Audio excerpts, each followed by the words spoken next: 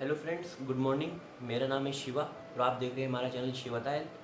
आज फ्रेंड्स हम अपनी इस वीडियो में डिस्कस करने वाले हैं chapter number 1 of strategic management, that is business environment. तो इस चैप्टर को समझना आपके लिए ज़रूरी बहुत ज़्यादा है। क्यों? क्योंकि जब तक आप इस चैप्टर को नहीं समझोगे तो आप इसे रिलेट नहीं कर पाओगे और चैप्टर्स से। मतलब और चैप्टर्स को आप ये सोचो कि सभी चैप्टर्स लगभग जो हैं मेरे आगे के, वो ये बेस है उन चैप्टर का, ठीक है ना। वो सर्वाइव नहीं करेंगे इस चैप्टर के बिना। तो आपको ये चैप्टर तो जरूर पता होना चाहिए। स्ट्रेटेजिक मैनेजमेंट का बेसिक चैप्टर जो है वो आता है बिजनेस एनवायरनमेंट। तो बिजनेस एनवायरनमेंट को अगर मैं डिस्कस करता हूँ आज, तो सबसे पहले हमें बात करनी होगी बिजनेस के बारे में। What is business. तो सर देखो, बिजनेस अगर मैं बात करूँ, इसे कहने के बहुत तरीके हैं। जैसे कि एक हमारा स्टडी मैट में लिखा हुआ है, it is the state of being busy. ये क्या है? बिजी रहने की स्टेट को भी वो क्या कहते हैं? बिजनेस कहते हैं। फिर अगला पॉइंट हमारे पास आता है, it is once regular occupation. किसी का कोई ऑक्यूपेशन है, काम करता है, धंधा करता है जो, उसे वो बिजनेस बोलते हैं। अगला पॉइंट वो कहते हैं फॉर्म्स ऑफ बिजनेस। कि फॉर्म्स ऑफ बिजनेस क्या क्या हो सकती हैं? It may be entity, it may be corporation और it may be a company. और वो कहते हैं अ बिजनेस में have different functions like purchase, sale, manufacturing, processing etcetera. तो इस सब को भी वो क्या कहते हैं? बिजनेस कहते हैं। और वो कहते हैं अगर आप गुड्स में डील करते हैं, परचेज करते हैं, उनकी सेल करते हैं, सर्विसेज की परचेज करते हैं, सर्विसेज को डील करते हैं, तो उसको भी वो क्या कहते हैं? बिजनेस। अब क्वेश्चन आता है, मैंने बिजनेस तो मुझे समझ आ गया, तो क्या ये एग्जाम पॉइंट ऑफ व्यू से इम्पोर्टेंट है? देखो, आप, मुझे नहीं लगता कि इस स्टेज पर आके ICAI आपसे पूछेगा व्हाट इज़ बिजनेस।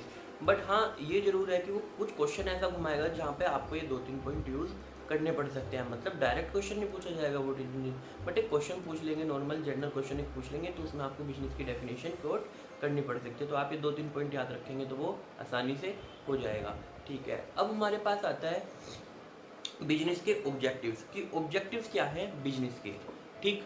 अब देखो सर, ऑब्जेक्टिव्स मतलब क्या हुआ? ऑब्जेक्टिव्स हुआ कि बिजनेस करा क्यों जा रहा है, या उसमें हम क्या कह सकते हैं, और बिजनेस की कैरेक्टरिस्टिक्स क्या है, ये भी हम क्या करेंगे, इसमें डिस्कस करेंगे।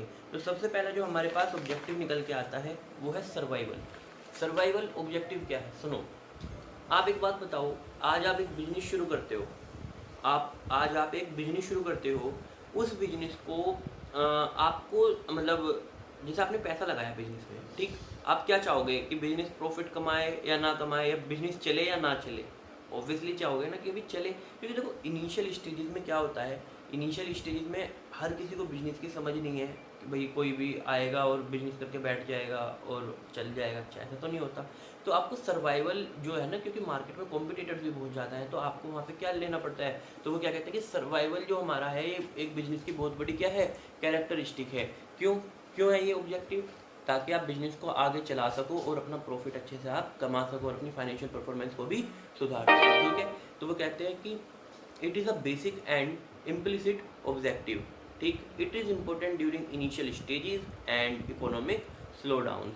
अब सर्वाइवल डिपेंड किस पे करता होगा बताओ? सर्वाइवल डिपेंड किस पे करता होगा भाई? एक तो सीधी सी बात है, वो नेचर ऑफ बिजनेस पे भी डिपेंड करता होगा कि आपका बिजनेस किस तरीके का है। हो सकता है जो आपका बिजनेस हो उसकी डिमांड ही ना हो मार्केट में, तो आप बताओ वो कैसे चलेगा? नहीं चल सकता। फिर अगला हमारा आता है एबिलिटीज ऑफ मैनेजमेंट। क्या मैनेजमेंट की योग्यता है इतनी? एबिलिटीज़ हैं क्या? वो है इस लायक कि वो बिजनेस को चला सके? तो इस पर भी वो डिपेंड करता है। Financial strength of an enterprise, ये इस पर भी डिपेंड करेगा कि एक जो हमारी बिजनेस है उसकी फाइनेंशियल स्ट्रेंथ कैसे, क्या वो स्ट्रॉन्ग है? अगर स्ट्रॉन्ग है तो ऑब्वियसली चल जाएगा, और बहुत लोग है तो थोड़ा चलने में मुश्किलें होंगी। अगला पॉइंट, अब एक इसमें बात हो रहा है, क्या सर्वाइवल, अगर मान लो आपके पास क्वेश्चन आता है कहाँ पे, पेपर में, कि is survival the only objective, तो क्या कहोगे आप? No, survival is not the only objective. क्योंकि अभी हमारे पास इसमें ऑब्जेक्टिव्स और भी हैं, वो भी मैं आपके साथ इस वीडियो में डिस्कस कर रहा हूँ। तो सेकंड पॉइंट हमारे पास आता है निकल के स्टेबिलिटी। अब आप एक बात बताओ, क्या एक बिजनेस में स्टेबिलिटी इंपॉर्टेंट है? स्टेबिलिटी का मतलब क्या हुआ कि ठहराव मतलब ऐसे नहीं बिजनेस रुक गया, मतलब एक जगह एक कांस्टेंट ग्राफ से चल रहा है। कैसे चल रहा है? कांस्टेंट ग्राफ से चलेगा बिजनेस, ऐसे, ठीक। मैं कहता हूँ स्टेबिलिटी। मान लो अगर मैं बात करूँ हल्दीराम की, तो हल्दीराम जो है, क्या उसके बिजनेस में स्टेबिलिटी है या नहीं है बताओ? स्टेबिलिटी है, क्योंकि बिजनेस चलता रहता है। ये नहीं है कि बिल्कुल ही बंद हो जाएगा या बिल्कुल ही चलने लगेगा, ऐसा नहीं है। बिजनेस चल रहा है, प्रॉफिट कमा रहे हैं अच्छे से, अपना मजे में है, तो ये क्या है, स्टेबिलिटी है। स्टेबिलिटी मतलब आपको मार्केट में बने रहने की आपकी ताकत, जो आप बने रहोगे वहाँ पे, उसे मैं बोलता हूँ स्टेबिलिटी। तो इसमें लिखा है it is a cautious and conservative objective and it minimises the risk of management failure. अब आप खुद बताओ, अगर आपका एक बिजनेस स्टेबल चल रहा है, अच्छे से सेल परचेजेस हो रही हैं, तो ऑब्वियसली आपका मैनेजमेंट फेल तो नहीं होगा ना। तो ये क्या कर देता है, मिनिमाइज कर देता है रिस्क ऑफ मैनेजमेंट फेलियर। और it promotes smooth work flow and better efficiency of business. मतलब अगर आपके यहाँ स्टेबिलिटी होगी तो आपके यहाँ पे क्या होगा, ऑपरेशंस भी बहुत स्मूथली हो जाएंगे और आपका वर्क भी क्या होगा, एफिशिएंटली होगा। आई होप आपको समझ आ गया होगा ये। चलो अब नेक्स्ट ऑब्जेक्टिव आता है ग्रोथ। अब एक बात बताओ, एक बिजनेस आप कर रहे हो तो क्या आप ग्रोथ चाहोगे अपने बिजनेस में? नहीं चाहोगे। ऑब्वियसली सीधी सी बात है कि आप ग्रोथ भी वहाँ पे चाहोगे। तो वो कहते हैं कि it is a popular objective and is associated with dynamism and power. ठीक, तो फॉर्म्स ऑफ ग्रोथ, अब वो कहते हैं कि क्या क्या चीज़ें हैं जिसमें मैं ग्रोथ देख सकता हूँ। तो कहते हैं इंक्रीज इन एसेट्स, अगर आपके बिजनेस के एसेट्स इंक्रीज हो रहे हैं तो आपकी ग्रोथ हो रही है। अगर आपका रेवेन्यू इंक्रीज हो रहा है तो आपकी ग्रोथ हो रही है। न्यू प्रोडक्ट्स आप ला रहे हो तो भी ग्रोथ है। भाई न्यू प्रोडक्ट मार्केट में लॉन्च करना भी is a type of business growth. और आपके प्रॉफिट लेवल्स बढ़ रहे हैं तो बिल्कुल ही ग्रोथ हो रही है। ठीक, अगला आता है मर्जर्स एंड एक्विजिशंस, आप और कंपनीज के साथ मर्ज हो रहे हो, एक्वायर कर रहे हो उनको, तो ये भी क्या है, एक बिजनेस ग्रोथ का पार्ट है।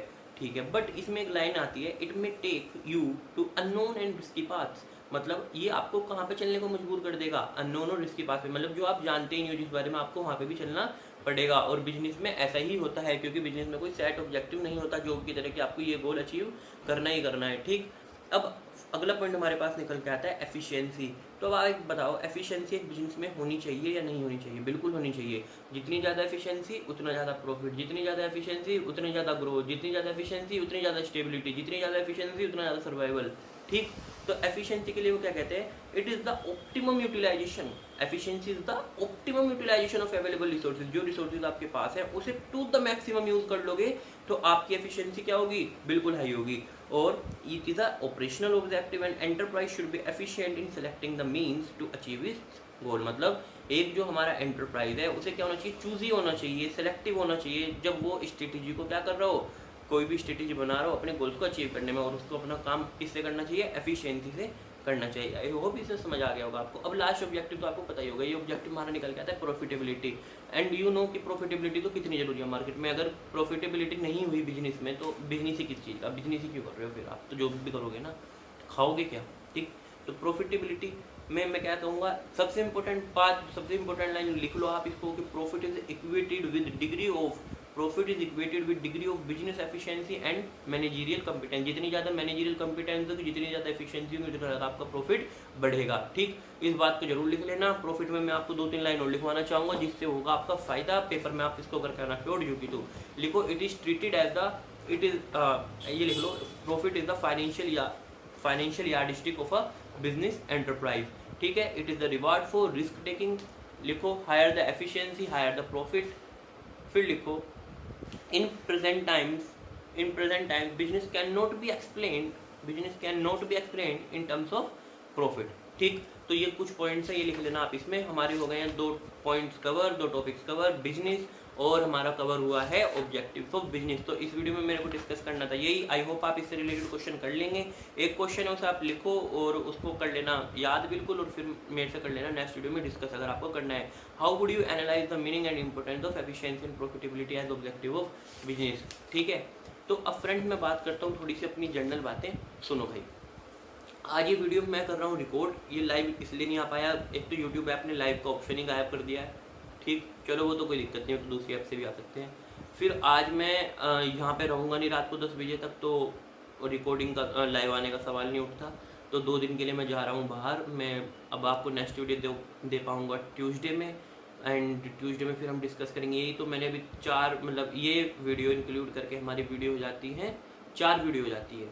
SM चैप्टर 2 की 3 वीडियोज़ और चैप्टर 1 की ये फर्स्ट वीडियो। आई होप आप ये सब देख लेंगे अच्छे से और आपको समझ भी आ जाएंगी। इसमें कोई मैंने इतना ट्रिक भी नहीं बताया, बिल्कुल आराम से मैं आपको स्टडी मेथड प्रैक्टिस में आपके साथ लेके चल रहा हूँ। तो आई होप फ्रेंड्स आपको समझ आ रहा होगा सब, और अच्छा हाँ, और अगर वीडियो अच्छी लग रही हो ना तो लाइक दे देना भाई, और चैनल को कर लो सब्सक्राइब। रोज़ आपको मैं SM कराऊँगा यहीं पे ही अपने चैनल पे, और सब्सक्राइब कर लो चैनल को। सब्सक्राइब होने के बाद कर दो शेयर वीडियो को, ताकि हम अपनी यूट्यूब फैमिली को भी कर सकें ग्रो। और हाँ, लास्ट वीडियो मैंने डाली है अपनी ग्रुप 2 ग्रुप 1 या दोनों कैसे दें, हम ग्रुप 2 दें, ग्रुप 1 दें या दोनों दें। तो उस वीडियो को भी आप जाके देख सकते हैं हमारे चैनल पे। Thank you so much friends, bye bye, take care.